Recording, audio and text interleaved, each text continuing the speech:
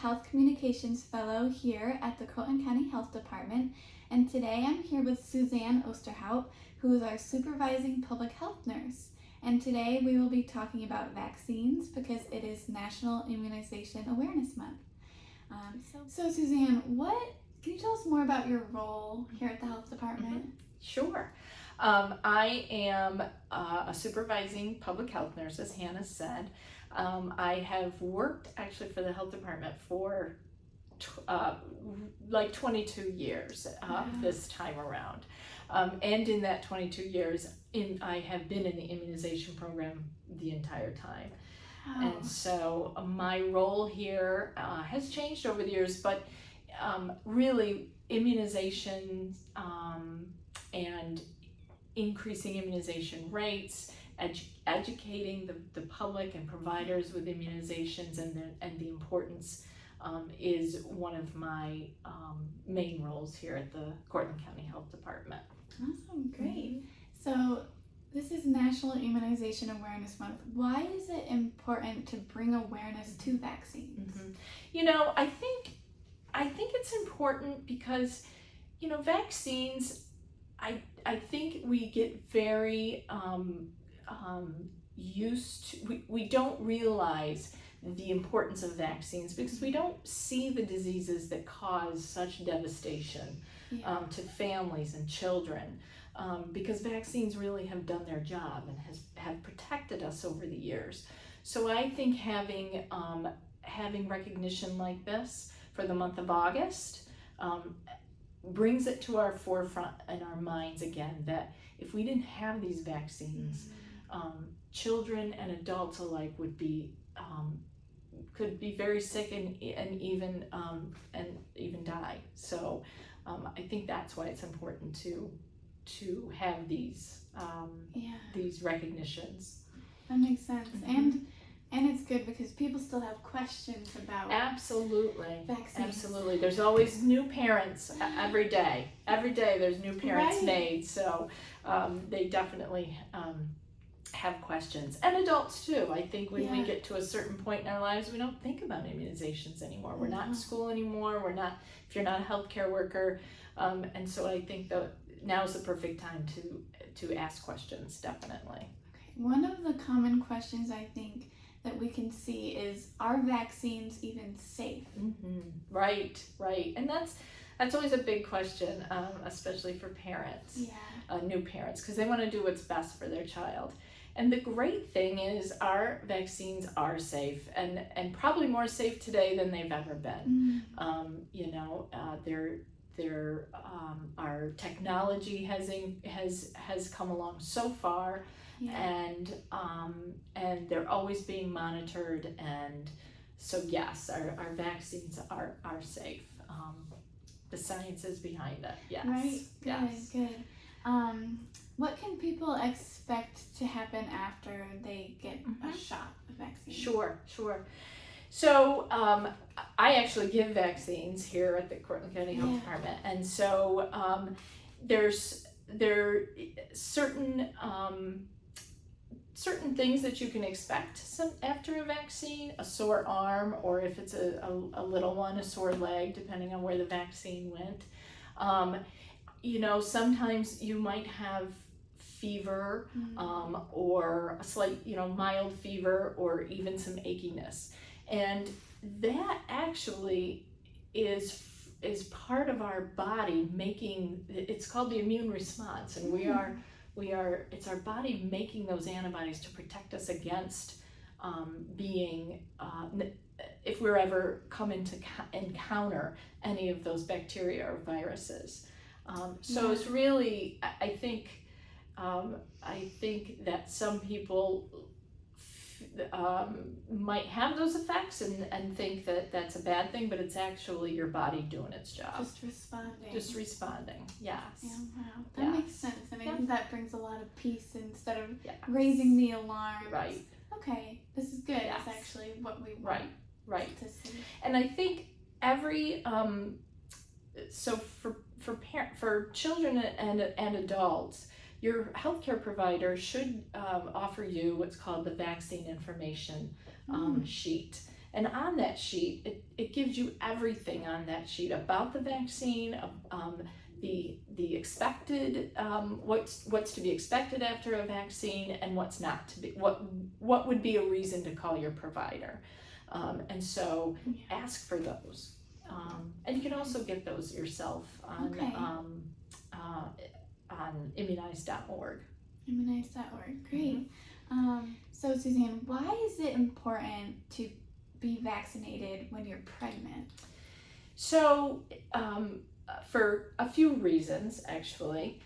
One of the important reasons is to protect the mom from certain bacteria or viruses that you can have more complications from while you're pregnant, such as flu. That's why having your flu shot is so important while you're pregnant, because you're protecting yourself from possible complications.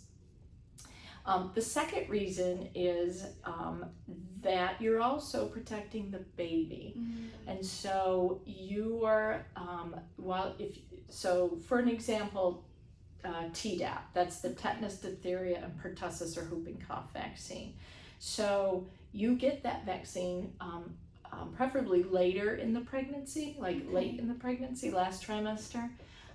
So that's protecting you, the pregnant mom, but it's also protecting the baby. Oh, wow. The baby actually is born with some of those antibodies. And that actually is the same for the other vaccines too. The baby is actually born with some of those passive antibodies from mom. They don't last long, and that is why starting at about 2 months, that vaccines that's when the optimal time that vaccines are started on an infant. That makes sense. So it's protecting you and it's protecting the baby. Wow, that's important. So you had touched on this a little bit, but people might be asking, why do vaccines start so early with babies? But it's because they get some protection from mom, but then it needs to be built back up. Exactly. And so vaccines the schedule actually is made from two different perspectives. It's the what we just talked about as the baby is starting to need that extra boost from vaccines, but it's also when the baby's at highest risk for if they were to encounter those bacteria or viruses such as whooping cough, measles, those diseases that are quite devastating when you're young. You're at highest risk, basically. And so the vaccine schedule was designed. Actually, it's really an amazing thing. Our immune system actually is an amazing thing. So these vaccines are designed to best work with our immune systems. And so, that's why starting the vaccines on time and is so important. Wow, that makes sense. Yeah. And then parents know this, but kids before going to school have to be vaccinated. Why is that so important? Yes. Well, they are now entering into a world of being around a lot of other children. And so we want to be sure that they are protected. I don't think we realize, that we think the diseases are gone. They're not. They are still out there. But our vaccines have made it so that we just don't see them as often. But so it's to protect. It's not only to protect your own child in the school, but to protect other children around them. There are still some medical conditions that a child may not be able to be fully vaccinated, and so by vaccinating your child, and then having other children vaccinated, you're creating this just nice cocoon for everybody, that they're all protected. That's so important. Yes, it is. Okay, and then I think think adults, we go through going to school, you're required to have vaccines, and then as adults it's not as clear. So why is it important as an adult to still be up to date on vaccines? Right. And it's true. I mean, we get out of high school and we don't think about it again a lot of times, but we're still at risk for illnesses that can be pretty devastating. And so and also our vaccines that we may have had previously, there are some vaccines that do start to wane or wear off the protection. Yeah. So those are like flu, COVID vaccine, tetanus and whooping cough. So those are important vaccines to have as adults. And if you're not sure what you had as a child, it's a good thing to talk to your provider about. Measles we think is gone, but we still hear of little outbreaks of measles, and measles is one of the most contagious viruses that we have. And so when an unprotected person who's not been vaccinated properly against measles, it doesn't take much to be exposed. So all good reasons to check with your provider to see if you're are in need of any vaccines as an adult. That makes sense. Teenagers too. I think we think, oh, they've had all their vaccines by the time they're in 6th grade. Why does my teenager, need more? And again, it's when they're at highest risk for certain illnesses. So like meningitis, that's why the vaccine is required in New York State for grades 7 and then again your senior year. Oh, really? So yeah. Wow. Yep. Wow. So you mentioned this a little bit, talking to a healthcare provider to find out as an adult what you need. Is that for everyone? That's the best way to find out. It really what does is. my child need? What do I need? Yes. To talk to your healthcare provider. Absolutely. Our providers are our best resource, really, to find out what your child or what you need for vaccines. It's also, they're our best resource for questions. They are invested in your health and your child's health as well, and so they are definitely a great resource to ask questions. Great. And then if people maybe don't have a healthcare provider or something like this, where can people in Cortland County go to be vaccinated? So for adults, actually, our pharmacies really have picked up a lot of vaccines that you can get. Great. And children, obviously, we really, your provider is the best place to get those vaccines.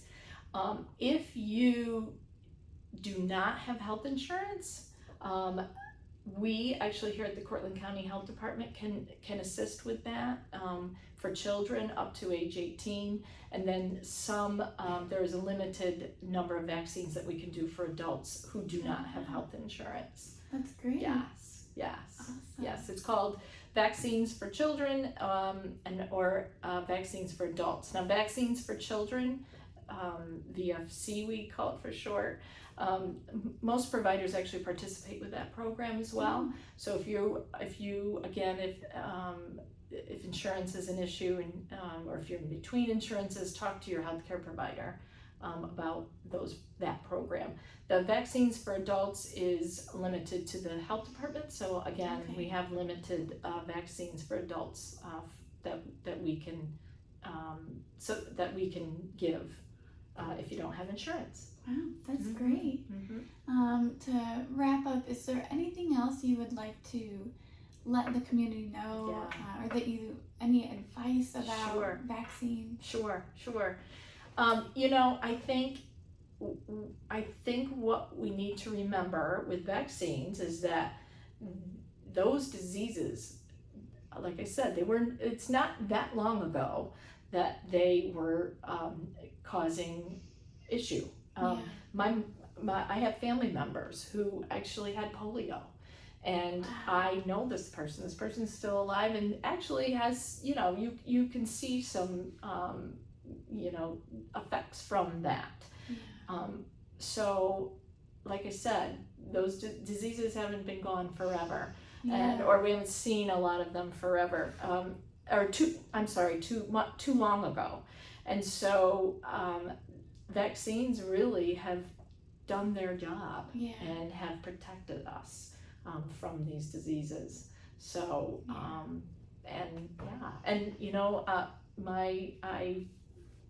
like I said, I've been doing vaccines for 20 some odd years, and my children think it's funny because every time there was a new vaccine, I had them lined up for it. So, sorry for them. Not really, they're protected. Right. They're protected.